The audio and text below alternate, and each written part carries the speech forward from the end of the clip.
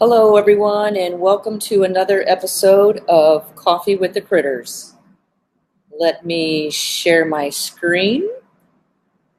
Hey, everybody. So, look, there's Pipsqueak. Touch. Good. Welcome to another episode of Coffee with the Critters. My name is Laura Joseph, owner of the Animal Behavior Center. We're joined here today with Rico, our star of the show, and the animal this episode is all about, Rocky. So, and I'm here with Coco, so I have to remember that Coco's out. Hey, Deb. Hey. Yeah. So I decided to get Coco out this morning, too. So Coco is our umbrella cockatoo that came to us from the zoo. And we're here with everybody. But Rico is in the background, up on his perch, ready for Coffee with the Critters.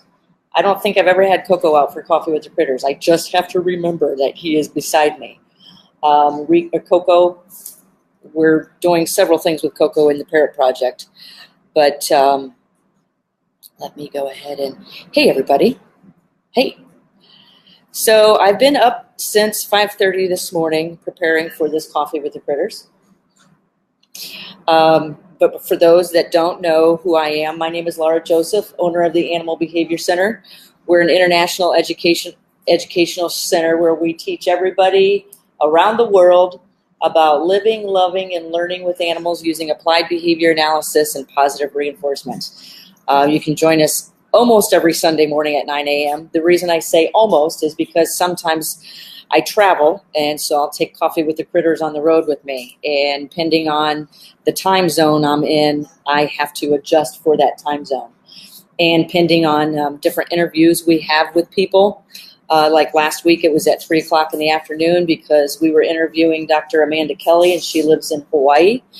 With that being said, next week I will be out of town as well. I will be at the Finzi Dog Sports Academy camp for 3 days, so that's why I have not posted anything about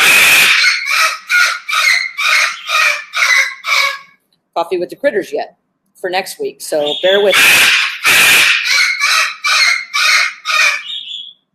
I'll be in workshops all week next week, or all next weekend, so maybe I can find somebody to go on live. Maybe we'll do a Cocktails with the Critters. I don't know. So I'm leaving next week's schedule open. Hey, everybody. Good morning. So, yeah, I've been up since really early this morning preparing for this Coffee with the Critters because, as I've said, I am going to talk about, good morning, Pam, Rico's accident that he had this August 4th. It'll be 4 years. So some of these photos I have not seen since that accident, and that's on purpose. I've just found no reason to go back through them. So this morning was kind of tough because I found some old ones and found some things that people were sharing with me.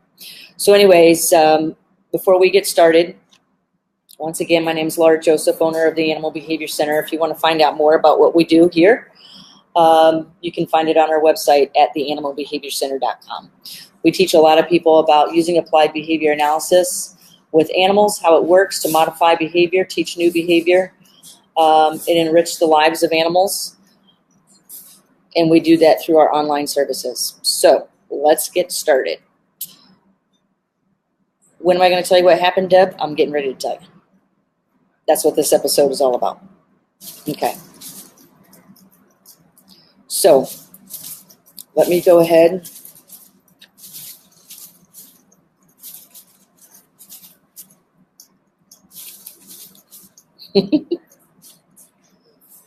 Something new we've been seeing with Coco.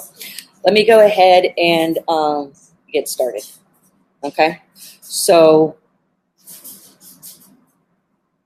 let me see if I can make myself, Coco, I want to make myself small. And I'm trying to figure out how to do that. Okay. Obviously, that's not going to happen. Okay, so it started It started not quite 4 years ago, but it was August 4th. I unfortunately remember the day and the time exactly, 8:20 p.m. in the evening. Rico is our umbrella cockatoo. He is the one in the large enclosure behind me. And I also want to say Monday was his birthday, and I'm a little confused on whether that's 14 or 15 years. I can't remember. Monday was his birthday, so I thought this was the appropriate time to tell this story. The reason I haven't shared it is because it's been really hard for me to tell for numerous reasons, and one is because it was my fault. It was an accident that was definitely could have been avoided, and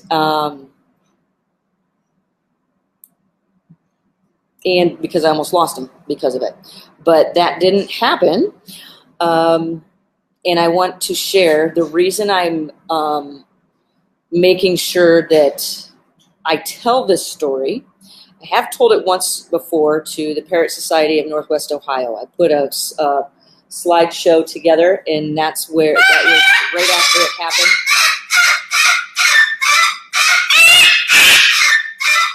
Maybe I shouldn't have got Coco out today. I put a slideshow together.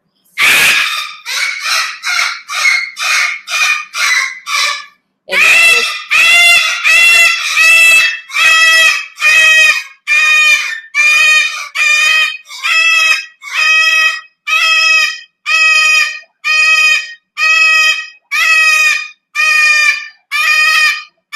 that was pretty much the only time I've ever told the story. But the reason I wanted to tell it is because it's very important. There's some key factors in this story that are extremely important that I think no matter what the animal, the steps that people take. And I'm going to tell you exactly the steps that I took. So the reason I'm showing this photo is because 4 years ago, a zoo had dropped off that vine that you see in this photo. I'm going to change this screen and put it where the photo is up by itself. Will you guys tell me if you can still hear me? So this is the photo I want to share. Will somebody just say yes if you can still hear me? Because this photo,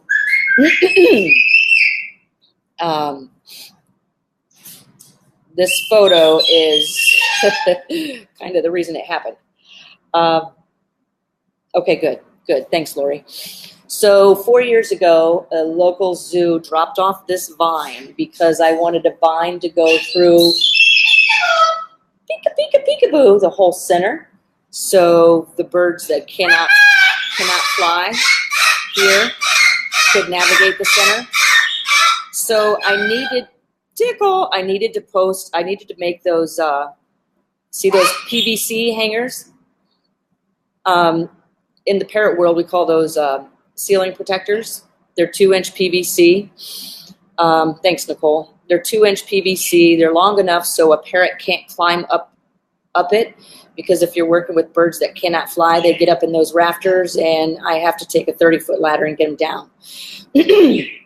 So I was really eager to get that vine hung. And on August 5th, we had guys coming over to hang it. So August 4th, I was really busy with all the animals, and didn't have time to glue those PVC protectors together. So the evening came, and my husband used to always come out in the center in the evening, and we'd sit and have a beer or whatever, and relax for the evening, get some of the animals out. Well, that evening I was really pressed for time, so I made a very stupid decision, and that decision was to glue those PVC pipes together. And I hadn't had Rico and Rocky, the two cockatoos shown there. I hadn't had them out all day, and I really wanted to get them out. Sometimes I have a problem with animals in cages for too long. And word to the wise, so I was feeling guilty about not getting them out. Word to the wise, err on the side of caution and feel guilty, okay, if the environment is not safe to get them out. So I brought Rico and Rocky out and decided that the area was large enough that I could glue the PVC pipes together.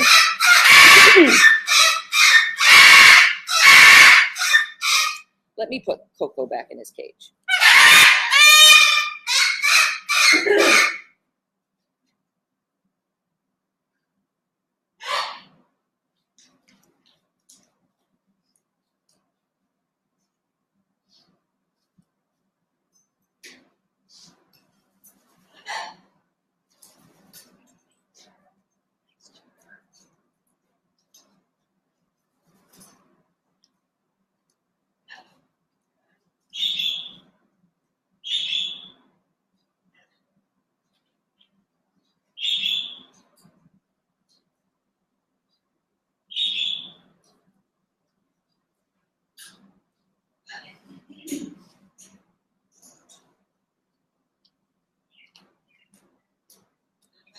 Okay, sorry about that. Poor choice of getting him out this morning. Anyways, okay, so I made the decision I thought we're in a 10,000 square foot center, so I made the decision to get the birds out and let them fly while I sat down at the far end of the center, the other end of not let them fly because Rocky chooses not to fly. So I sat them with my husband down at the far end of the center, and I sat at the other end of the center on the ground, gluing and priming these PVC parts together so I could hurry up and get I don't know, I think I had 8 of them to do.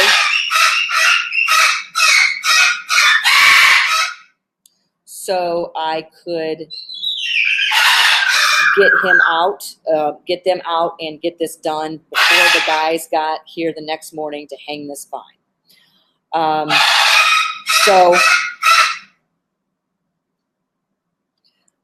So I sat down at the far end of the center on the ground with the PVC pipes and the glue and the primer at my feet and started putting these PVC caps on the end so we could hang the vine the next day. I was about halfway through and I had the PVC primer and the glue sitting on the ground. I had the caps partially on, so because it dries really quick, this stuff is really toxic. So, and you have to do it in an open, ventilated area. Because the fumes are so strong, you'll get high off of them. I've made so many things out of PVC, including the play gym that's above my head. Anyways, so I thought I was safe by creating that distance between us. And then I was looking down, gluing these things together, and I would hammer on the end. And I looked up, and right when I looked up, Rico was flying right above my head and landed. And I think he landed on my knee. And these 2 cans were sitting right in front of me. And I looked at him and I said, stay right there. All I was trying to do was reach for those cans and put the lids back on real quick. And he didn't. And what? It's your birthday. He landed on the PVC primer and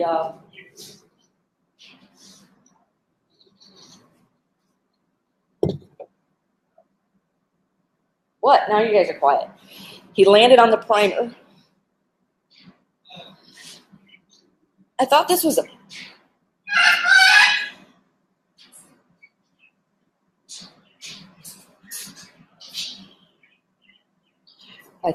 far enough in the past that this wouldn't have this effect on me. Anyways, let's show this picture again. He landed on the primer, and he jumped on the lid of the primer, and when he did, his pipsqueak little body, 474 grams, when he landed on the primer, he landed on the lid of it, and when he did, it pulled it back over onto himself to where he fell on his back, and all the primer fell into his face. It went across his whole face and in his beak, and he ingested it. And this is very flammable, very toxic chemical. So it was the primer, not the glue. If it was the glue, I'm sure it would have killed him within a minute. And it's so important to really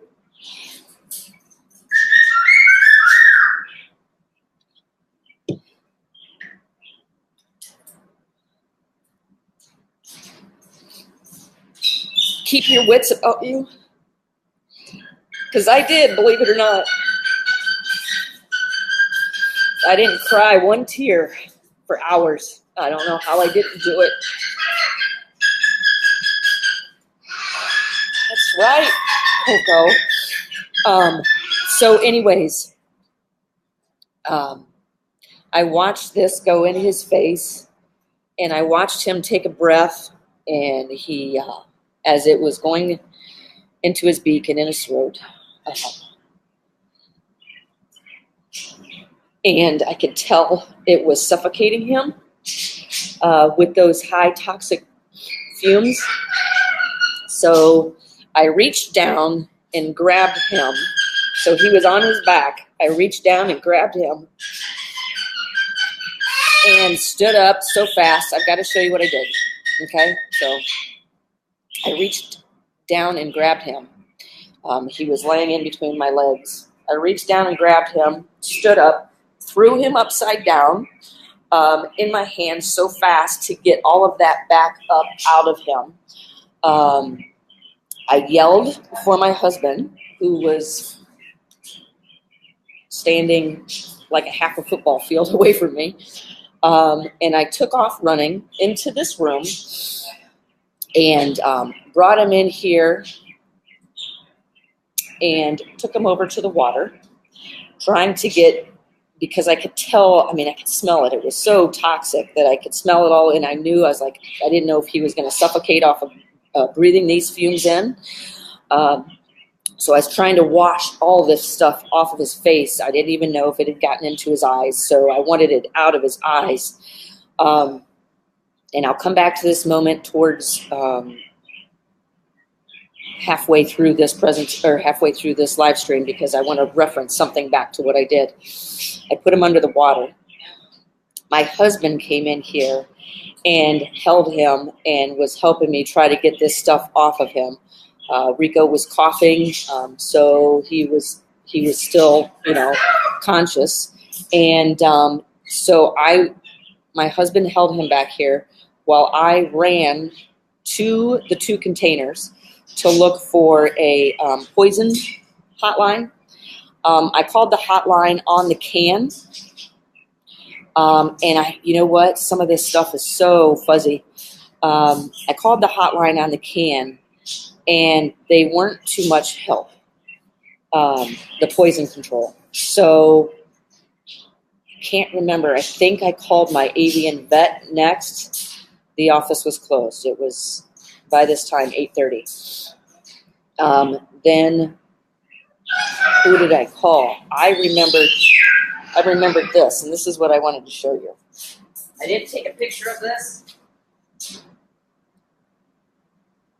I will post this. I will post this in the live stream afterwards. But this is the number I called. This is hanging on our door right now. Always prepare yourself for an accident, okay? Because you never plan for one. You never know what is going to happen. So this hangs on our door. This is the ASPCA Animal Poison Control Center, and that number is 888-426-4435. And I want to type that out. Gosh, I can't even see. 888-426-4435. The reason that was probably one of the most important phone calls I made.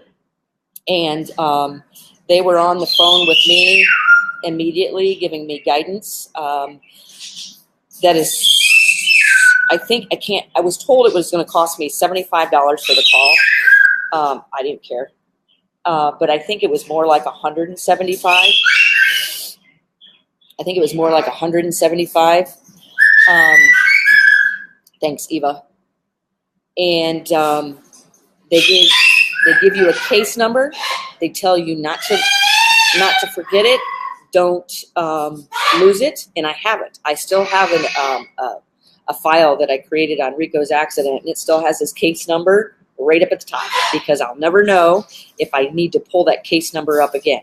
What it did is it put me in touch with, like, I had 5 different veterinarians that I didn't even know through the ASPCA working on this case with Rico. And they were following up with me every day, calling my veterinarians, the numerous ones that I used, every single day, at least twice a day. So I had probably a total of 8 veterinarians working on Rico. And that's shared between the ones that he knew and the ones through this. But anyways, I was probably, anyways, I highly suggest you call that number if you ever come into an accident with your animals. So I just took a picture of some of the things that, the side effects of ingestion of the PVC primer. And what I did next was the avian vet I had called, which was local, Bird Exotic Pet Wellness Center. It was Dr. Oros and Dr. Reichert. Dr. Oros was out of town at the time. She was at AAV. So she was at AAV talking to everybody at AAV about Rico. So I probably had more like 25 veterinarians working on Rico's case. I was not too proud to say I made a mistake, and not too proud to beg for help. And that's exactly what I did.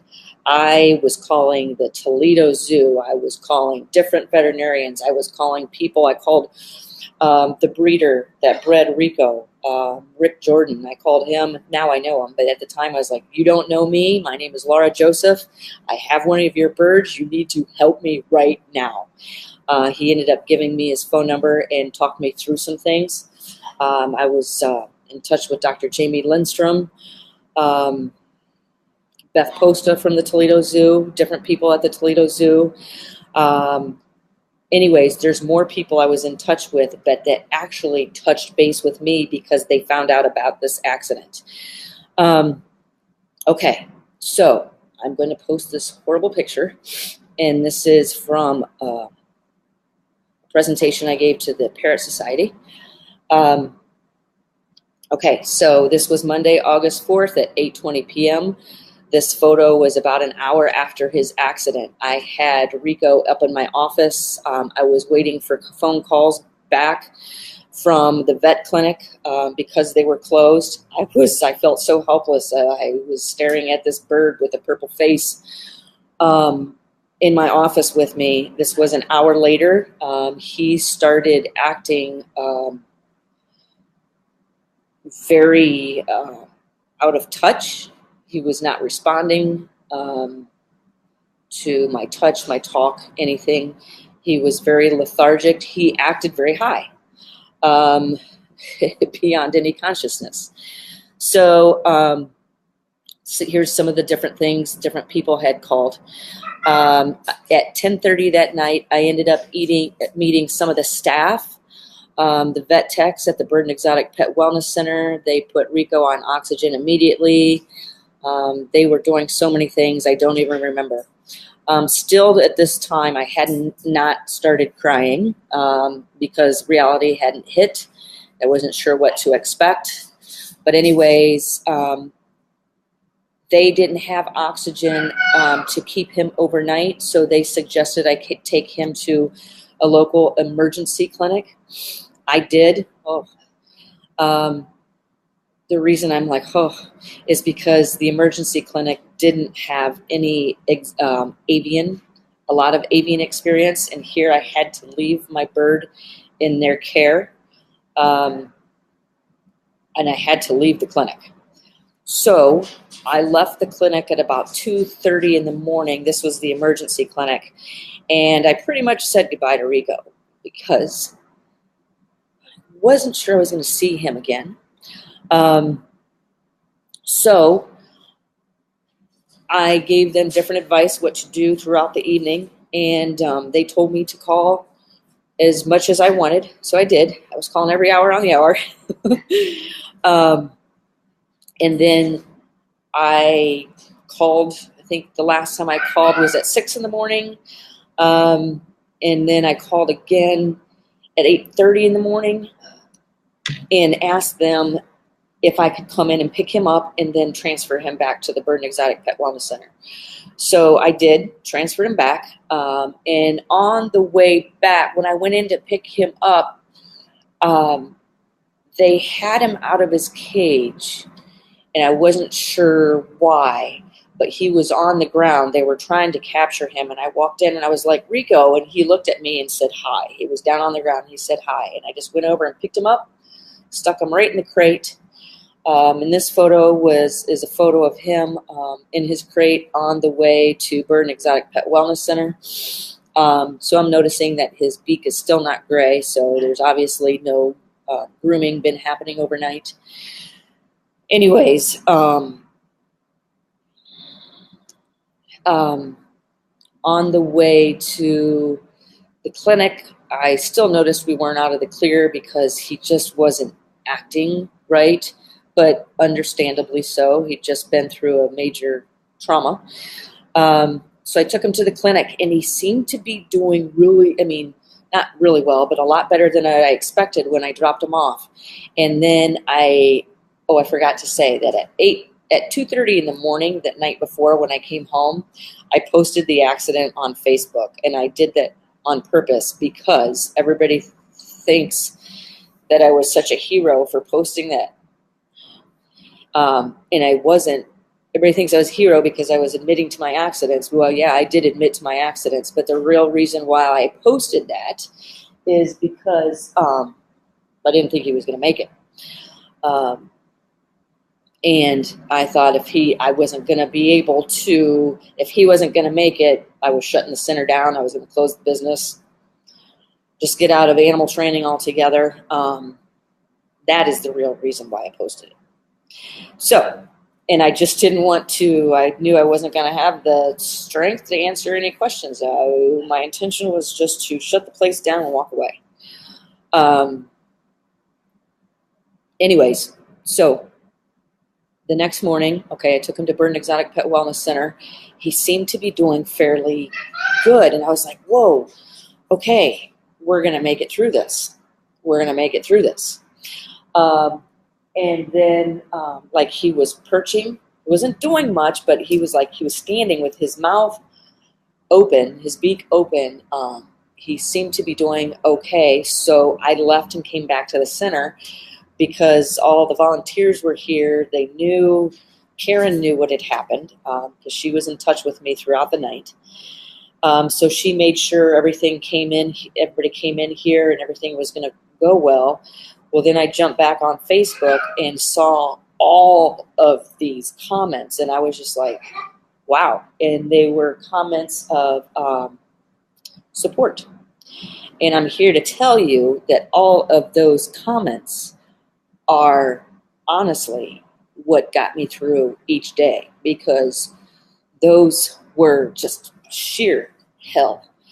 That second day was probably the most hell I've ever been through. So here I had good spirits that everything was going to come through well.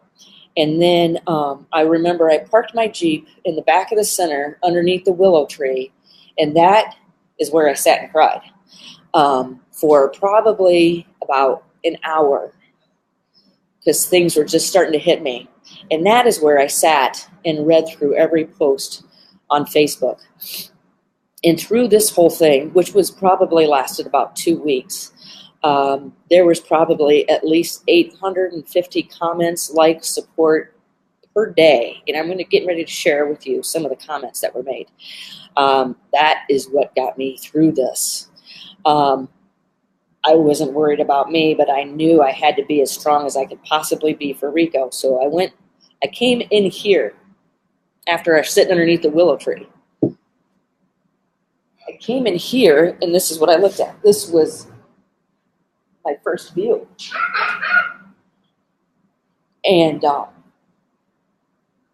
came in here and broke down again, looking at that cage, because it's the first thing I look at, and that's Rico's cage. And Rico's cage is there on purpose because he's obviously my favorite and the one I want to be the closest to every single day. So I looked at that cage and started crying and looked at all the volunteers and said, if Rico does not fill that cage again, it will never be filled again, and I will shut this place down.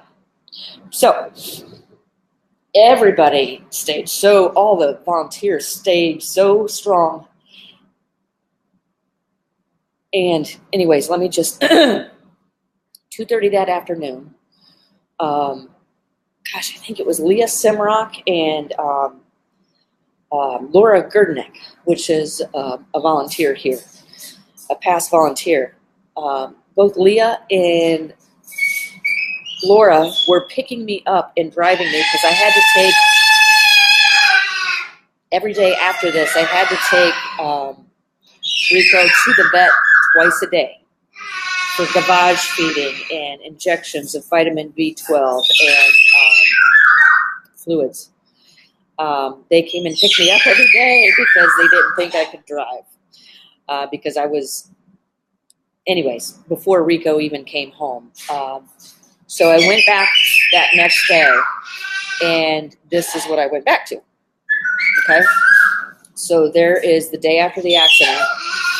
This was at 2:30 in the afternoon. Wow! This is at 2:30 in the afternoon. Okay, so I walk into a different bird than what I walked away from. Rico was having a hard time keeping his balance. He was he kept being knocked, like he was knocking off balance and falling forward and vomiting. And I walked in there and I looked at him and I screamed for the vet techs. And I said, what the hell is happening? You know, we seem to be going backwards when it looked like we were going forwards this morning. I'm trying to read the screen.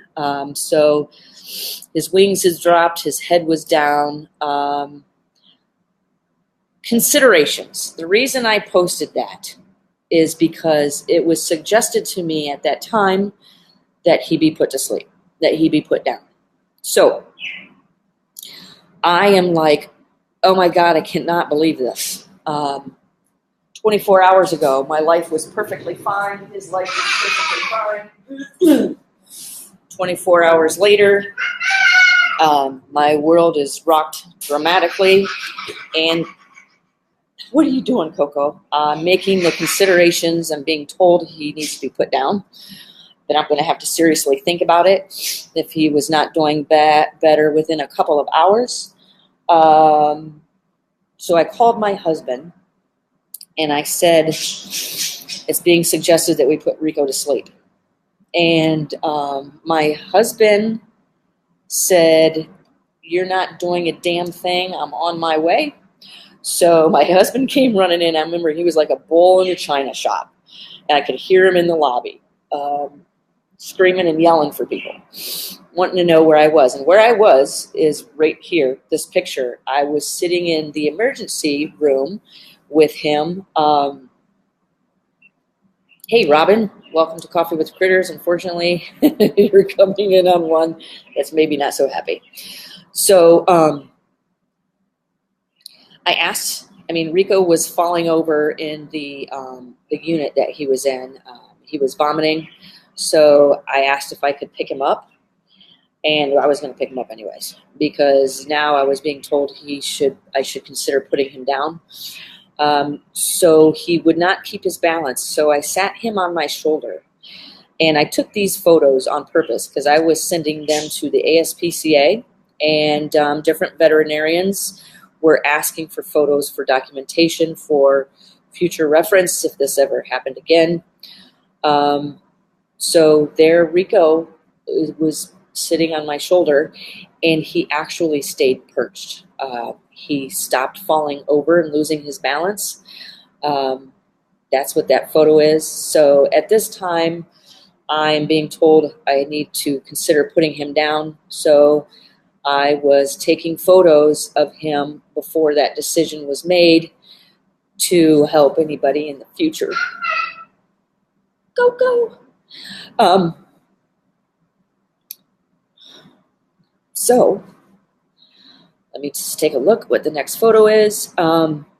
So then Dr. Tim Reichert comes in, and he is looking up at Rico's sheet. Dr. Tim is the vet that we still use to this day. He's a former Toledo Zoo vet, former San Diego vet, and I cannot say enough about him. So he looks at me, and he's looking at a sheet of paper, and I'm telling him, Rico's still sitting on my shoulder. By this time, my husband has already come through like a bulldozer, saying nobody's putting this bird down. But I'm sitting there consciously preparing myself and seeing these visuals in my head of, okay, stop crying. I got to put my bird down. I want to be strong for him if this is the last thing he's going to look at. So then Dr. Reichert comes in. He looks at me and he's like, Laura, you need to take this bird home. And I looked at him and I was like, seriously? And he's like, yeah, this is stressful for him here. Take him home. So I was so happy to do so, but my nightmare wasn't over. So I brought him home, stuck him in the spare bedroom, cranked the heater on to like 80 degrees, 82 degrees, shut the door, shut the blinds, and left Rico in a crate because you're not supposed to be handling them when they're that stressed. And they need as much energy as possible, so they don't have to focus on perching. So just stick them on the bottom of a crate. So then came that night. Dr. O wanted to see him. He was being gavage fed twice a day for that first day. She wanted to see him twice a day the next day. So then came that night, and I think that's what this next picture is of. This is a picture of that night. I was told to take him home. He was stretching his wings like I can't remember, but it was like every 5 or 15 minutes. I can't remember. If you go back to August 4th, 2014, you'll see the whole story. But he kept, like he was trying to fall asleep, but then he'd perch and stretch his wings, both of his wings, and then he'd start falling asleep again, and all I wanted him to do was sleep. He would start falling asleep again, and then he would vomit. And then he'd perch up again, and then he'd stretch his wings, and then he'd start to fall asleep. He'd start to lose his balance, and he kept stretching his wings. He did that all night that first night. And I remember thinking, do I leave him in a crate? I had him in a crate, covered. That night, I remember it was probably like 8 o'clock at night. And I was like, do I leave him in a crate? I may not see him. How am I going to know if he dies? I may not see him. I know you're not supposed to handle them. And then it got darker. And I remember jumping on Facebook saying, you guys, I'm not sure if I'm doing the right thing, but what I'm going to do is I know Rico and I are like this. And so many words that you guys probably know exactly what I'm talking about. This is a bird I've lived with, that I'm closer to him than I have been with any dog. He knows a lot of the things that I'm asking just through the way I touch him. So anyways, I was like, I'm not sure if I'm making the right decision or not, but I'm getting him out of that crate, and he's going to be on me. This is based on watching him falling forward and losing his balance in the vet clinic, and then when I put him on my shoulder, he stayed there. So I got him out, and that's what this picture is. This picture is of him on my shoulder. I had the blind shut, and he's perching there. But what started happening through the evening is he stayed perched, but then he kept stretching his wings, and he could not fall asleep. And then at one time, he even perched on top of my head. And this was probably about 10 o'clock at night or midnight, and he would perch there on my head. And I remember I was so tired because I hadn't slept yet since 2 days prior. I was leaning up against the headboard and trying to doze off with him perched on my head. And then I would feel him, he'd sneeze, and then he'd stretch his wings, and then he'd vomit. And I would just sit there like this, catching his vomit off the front of my head. And that's what happened every 10 to 15 minutes throughout the night. So then I remember the next morning I was like, this bird needs to eat. Okay, so I think this was day 3. I was like, this bird needs to eat. We took him into the vet clinic. Gavage fed him again. And then he just kept vomiting like I can't remember, it was every 15 minutes to a half an hour. So I brought him back, and I just stayed in the spare bedroom with him. And I remember by this time I was like, I need to shower because I'm covered in vomit, and I need to,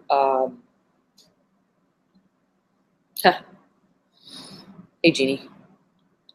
Jeannie says, I remember all of this. You were so strong during this, stronger than you realize. I was extremely strong because I had to be. And I was like, I may only have 24 hours left with this bird, so I need to be as strong as possible. And I didn't even start thinking about the guilt. The only guilt I remember when he was on my head, I just remember thinking, taking everything I had in me and just being like, I remember envisioning, take all the toxins out of his body and bring them into my body so I can get rid of them. I just remember that so strong, and I would shut my eyes and think that all the time. Because I was like, I caused this. Okay, so the next morning,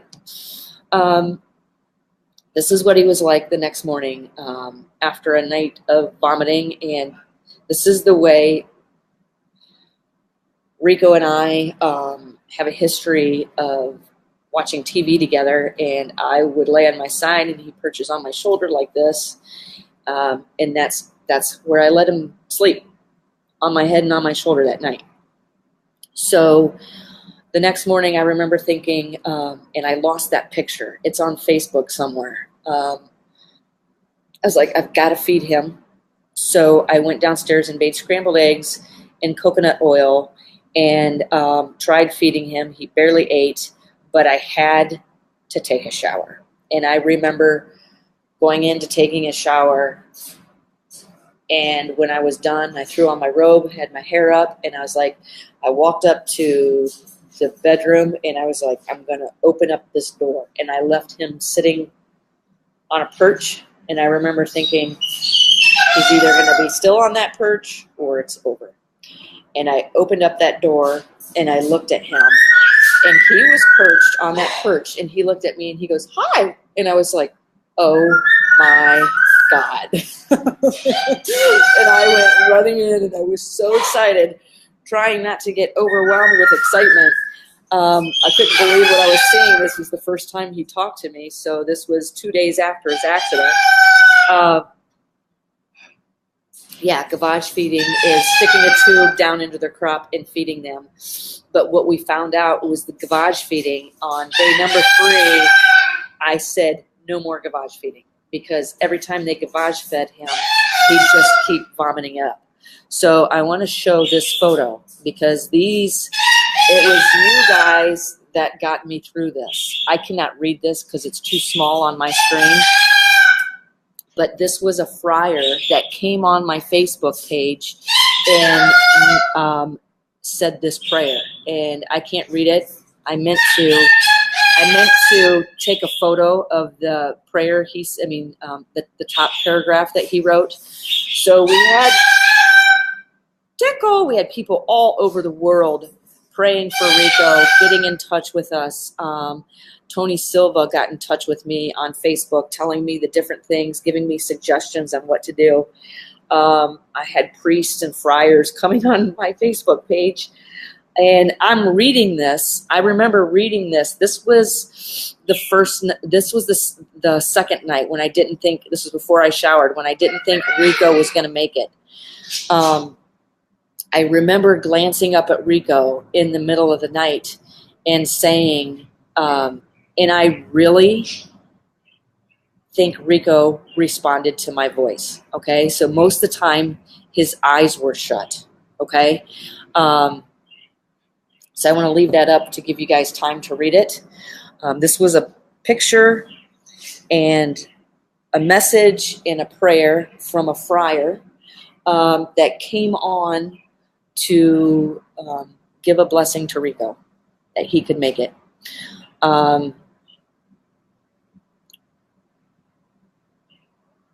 So anyways, the night before, hopefully you guys can read that.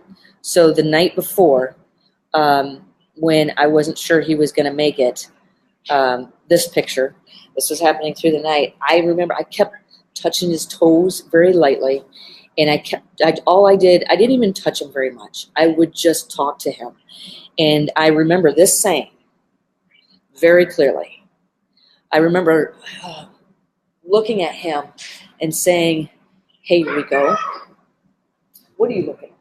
I remember looking at him and saying, "Hey, Rico, I thought we were going to grow old together." Right? And I just kept talking to him. And the next day, I started thinking we were out of the clear. So my good friend, Father Joseph Mack, who I've never met, I just know him through Facebook, and he used to buy parrot toys for me when I was making parrot toys. Father Joseph Mack out of North Carolina, I hope he sees this, because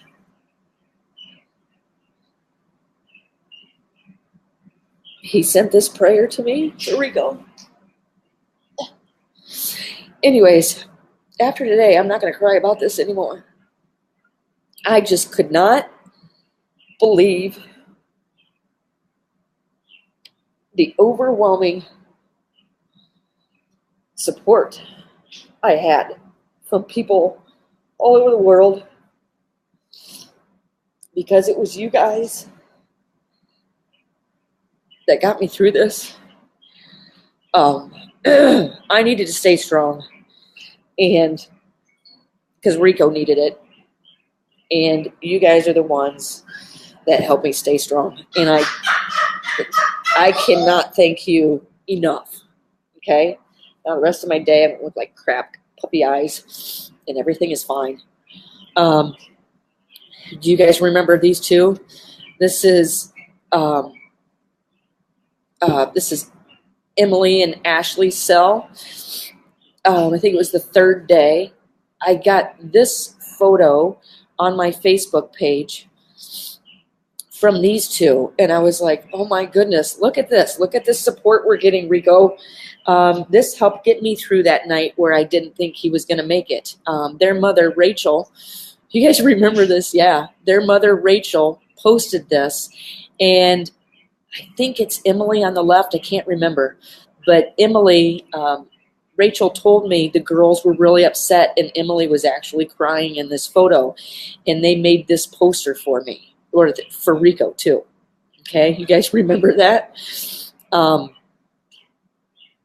So I'm seeing all this stuff, laying in bed, not knowing, with Rico barfing on my head, not knowing if he's going to make it through the night. And I'm reading all this, and I honestly gathered strength from you guys.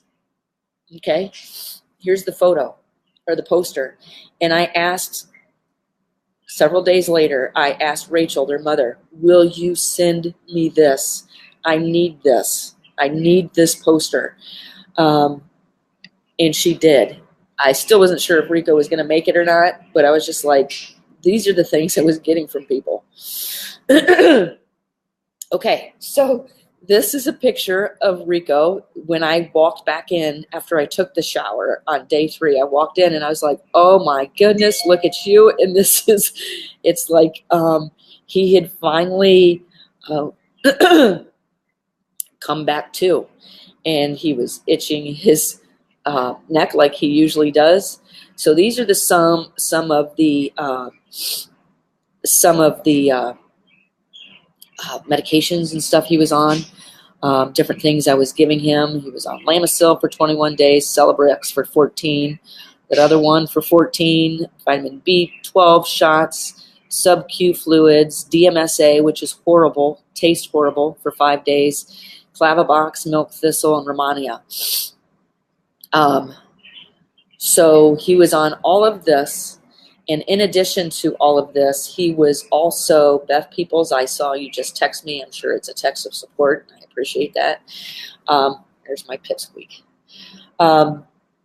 He was on all of this, plus being gavage fed twice a day and taking it in the stress of going into the vet twice a day. This is why I cannot tell you guys strong enough and recommend strong enough to you guys. Sure, Steve, if you can share a illustration of gavage feeding, sure, I would love that. Not sure if you're going to be able to do it in this post. If not, will you send it to me and I can post pictures. I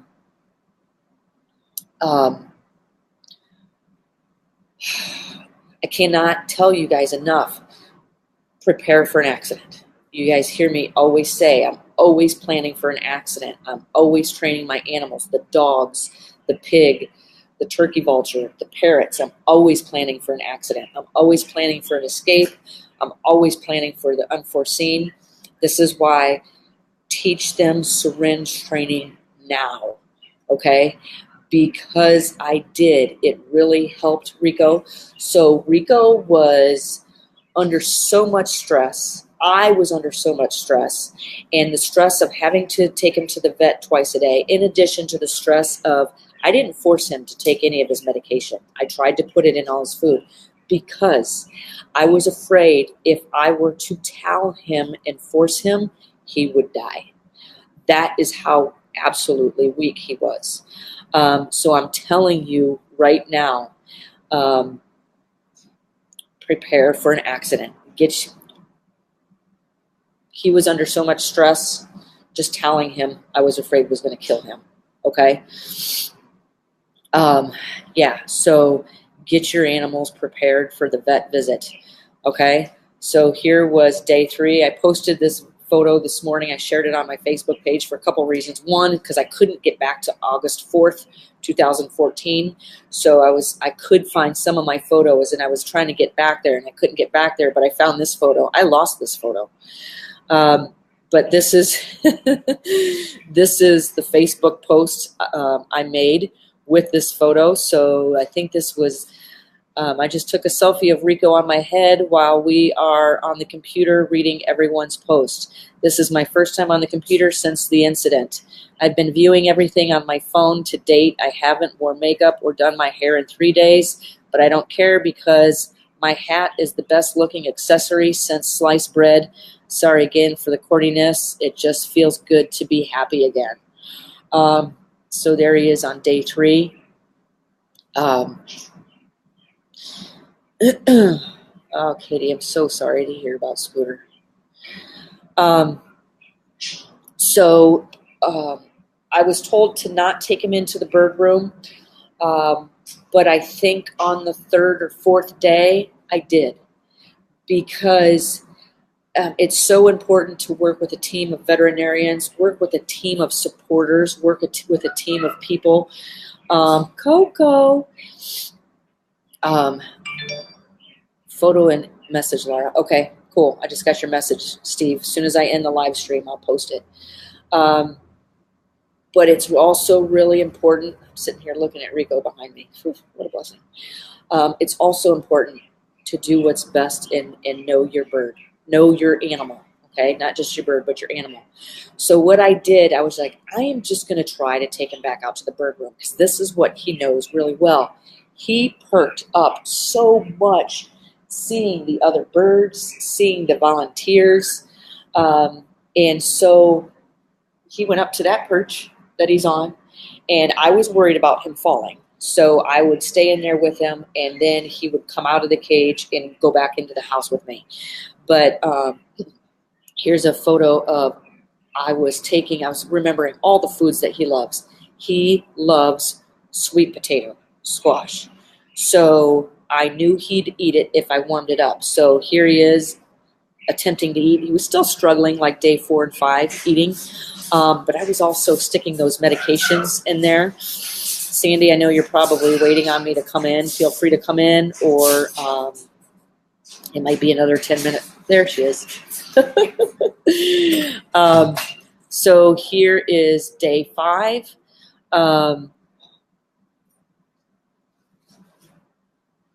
I was taking him out into the center. He was improving every day.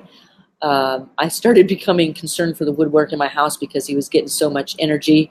I ended the gavage feeding. I ended vet visits each day. I took him into the bird room, so that was all on this 5th day. Second CBC, and liver count was very high, and was told probably due to the stress. This was over the weekend. This is what I was seeing, and this is the photo I think the cell girls posted on the you go ahead and do what you got to do. Sandy's here. So this is the photo the cell girls put on the poster. I'm going to show you guys that poster because it's still hanging right here. But some other things. Okay, I was giving him the avian detox tea made by Graywood Manors. I was making sure he was getting omega-3s, scrambled eggs, and coconut oil, and sweet potatoes. The next week's improvement, okay, so we're on day 10, day 15. He's probably totally staying out in the bird room by himself. And then things took a turn for the worse again. I remember this. I thought I was in the clear, and I'm going to tell you how important other people are in your bird, in your animals, in your life, in your animal's life. I needed people very badly. So here I'm showing the next week's improvement, but I think, let me see what the next photo is. Day 11. Oh, this is when, okay. Day 11 was, do you guys see me doing different things? Like when I touch my animals, I make sure they'll let me stick my fingers in their ears, in their mouth. You see me in the parrot project, how I'm teaching Coco to allow me to stretch his wings. I do that with all my birds. I do it with the dogs. I do it with the pig. I don't do it with the turkey vulture. But anyways, that is extremely important. Know your animal's body. Know what it feels like. Like with my dogs, I'm always touching their chest, touching their head, touching their legs. With Rico, when he leans back on my chest like this, I'm always feeling his keel bone. When you have a bird that is very sick, they usually die before they show you signs of being sick. If something you can do that's why it's so important to weigh them, because once they start dropping that weight, then it's like, oh, what's going on here? And this is the importance in keeping a journal too, and weighing your animals at least monthly. We still try to weigh the first day of every month, and you'll see that weight fluctuate throughout the year. Weight will drop when a bird is molting, but a drop in weight can be a clear sign there's something wrong with this bird. Something else is when their keel, like their sternum, when it starts becoming more prominent, that's a physical sign that you can see and feel that shows that your bird is dropping weight, okay? But something I've always done is take their keel, and I run my hands down both sides of their keel. I've always done that. And I take their wings, and I pull their wings out, and this is all through positive reinforcement. I reinforce behavior I want to see maintain or increase. So I reinforce and train for body inspections, and thank God I did. Because I had Rico leaning against my chest, and I would sit out here till 9 o'clock at night with him each night. Once I moved him out here, I was feeling his keel, and I was like, what is that? I felt this crackling, popping, okay? So the next morning, I got up, and I feel this crackling. It's like air popping, okay? And then I remember feeling down his wings, and down his left wing, it was just like crunch, crunch, crunch all the way down. So I called, and I also noticed, can't remember which came first. I noticed I was looking at him up on the perch like that, and his crest feathers, you see how his crest feathers, that's when they're comfortable? His crest feathers weren't laying right, and I remember looking up at him going, what is going on? Do you just have a blood feather coming in? And then later that day, I asked him to come down to a perch, and I took his crest and pulled it up like this. Cockatoos are bald back here. I pulled it up, and his head was blown up like a balloon. I remember looking at him going, oh my God, what is going on with you? So I called the vet, and she said his air sacs are starting to rupture. So here we go again, joy to the world, right? I remember just going, oh, please. I thought this was like day 15. I was like, are we not in the clear yet?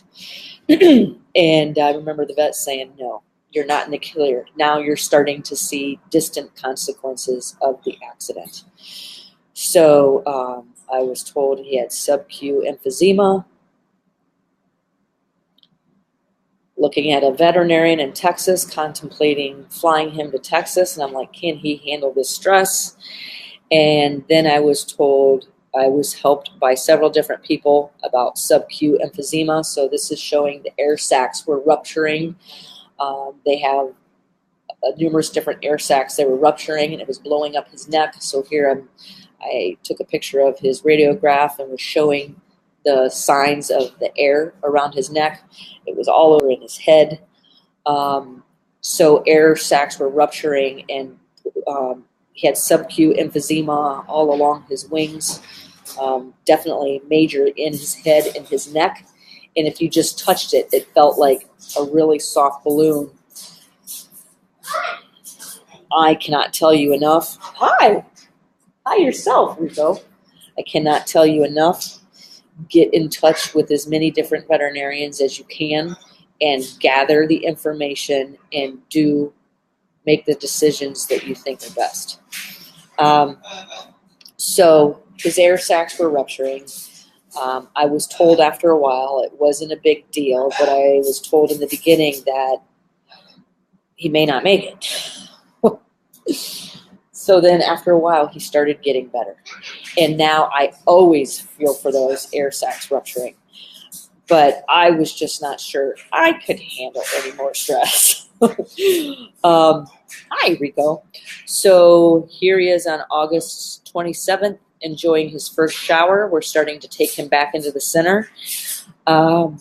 Day 20, I didn't want him flying yet because I didn't know if he had all these ruptured air sacs so that oxygen goes in. And I know a lot of birds, parrots especially, get a lot of oxygen through their bones and through their body through that wing flap. I learned that from watching different veterinarians, so that helps pump oxygen through their body. I did not want him flying because if he had ruptured air sacs, I didn't know if that was going to make his head any bigger. I wasn't sure of the consequences. Hi, what? Pipsqueak. So here we are, day 20 after his accident. He's ready for flight. So I did take him out and fly him. I can't show video on here, or I would show you his first flight because I do have it. And here I was taking pictures of Rico in front of the poster, which I still have. How do I get myself back on here? There we go. Which I still have to this day. Let me see if I can turn this around. On the door, right there. With a picture of Emily and Ashley on it. And so I took a picture once I realized he was going to live through all of this. I will always have that poster. It's starting to fade from the sun. So I'm thinking about, remind me to tell you what I'm thinking about. All right. So after I knew Rico was going to make it, there's a picture from one of his first flights. It was a picture I took in black and white. Hi yourself, Pipsqueak. That was just a beautiful photo to me. He flew over my head, and I took that picture.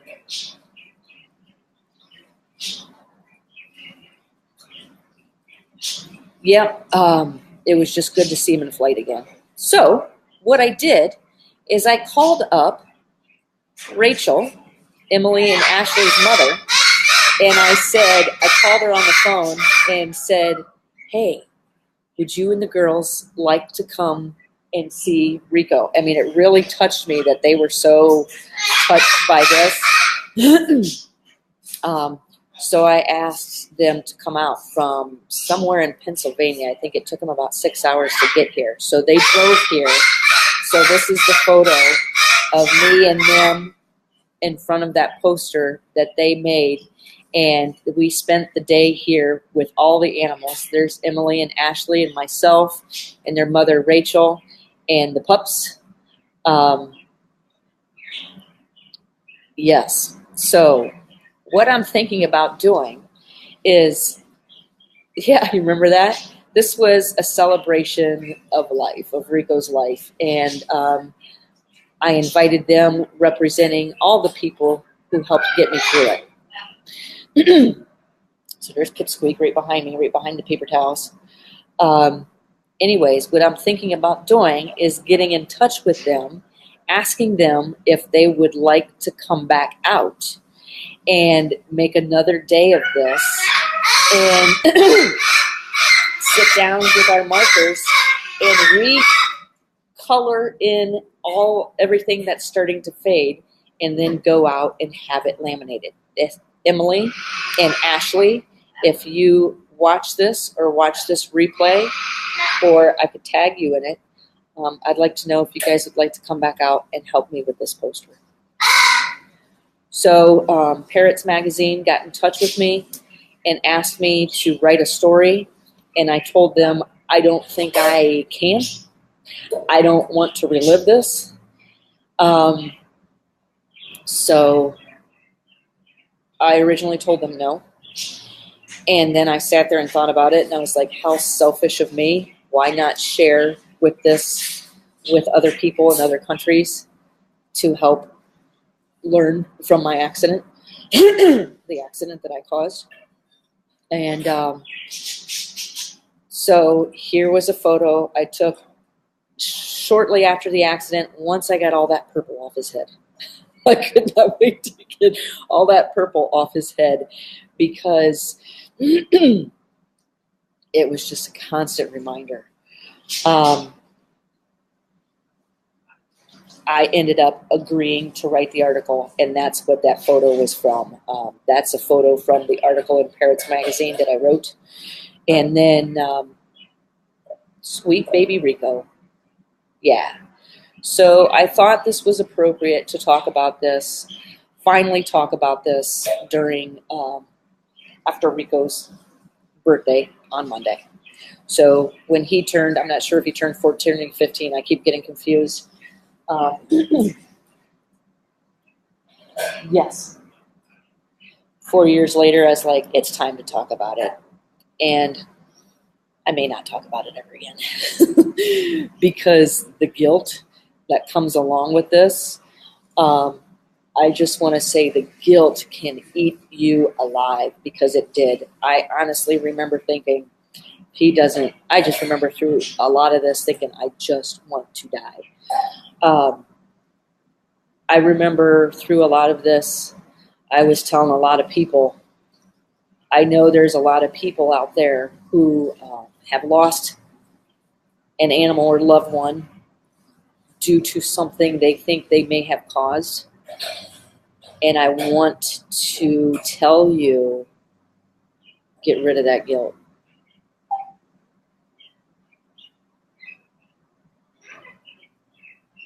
Yeah, see, he agrees.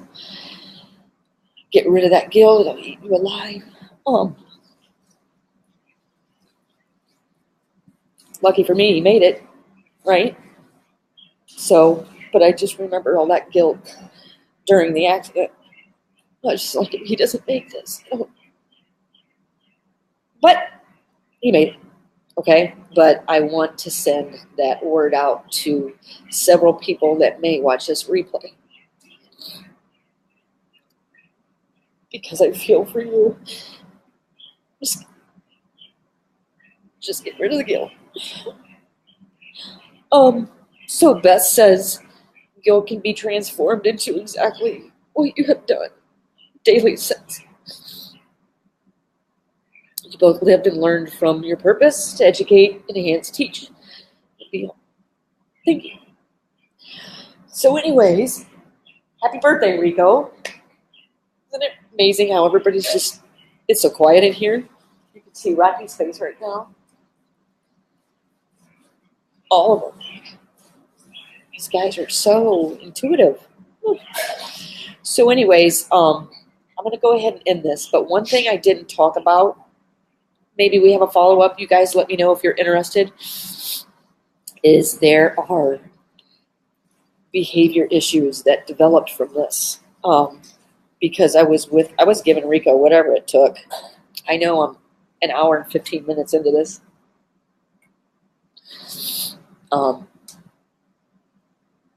There's behavior issues this caused because Rico and I got so ungodly close during this accident, getting through this accident, after the accident. It caused a couple years of behavior modification work, but I was just like, screw it. I'll deal with that. I'll bring on the behavior issues. I can't wait to have behavior issues because if I have behavior issues, I have Rico. I have them. Oh, we definitely have them. It's taken some time to get through them. I will talk about because Rico and I got so close, he did not want anybody else near us. So I will talk about that at a later time. Okay.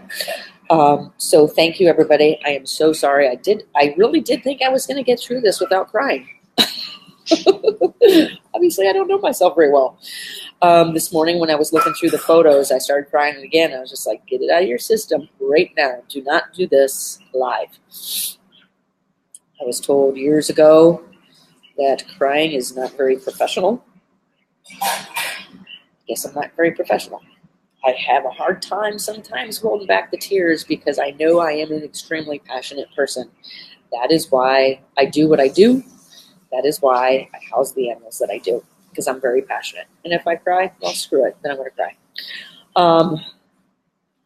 Yes, Eva says you do whatever it takes for survival and deal with the consequences later. You got it. You got it, Eva. All right, guys, let's do another live stream later. No crying, because this tissue has really taken its toll. And there's some behavior issues I really want to talk about. Yeah. So anyways, with that, poo-poo on professionalism. Crying is good for you. Well, good. I should be a pretty damn healthy person then. Anyways, so those of you dealing with guilt, get rid of it. Okay? Get rid of it. Easy for me to say, right? Okay. I still have issues with guilt. But anyways, if anybody, for any reason, needs to get a hold of me, you can always reach me going to our website at theanimalbehaviorcenter.com or reaching me on my email address, laura@theanimalbehaviorcenter.com. I'm happy to talk to you about anything that I may have skipped over through this accident, okay? But what it is, what this accident is over. Happy birthday, Rico. Hey, Pipsqueak, can you say bye? Okay, can you say hi? Can you say hi? Rico, for everybody on Coffee with Your Critters, say happy birthday. Everybody's so quiet. All the cockatoos are all like this, just staring at me. All right. Thank you, everybody. Thank you. Have a great Memorial Day weekend. Thanks for bearing through me, or through this. There you go. We got it. Good boy, Rico.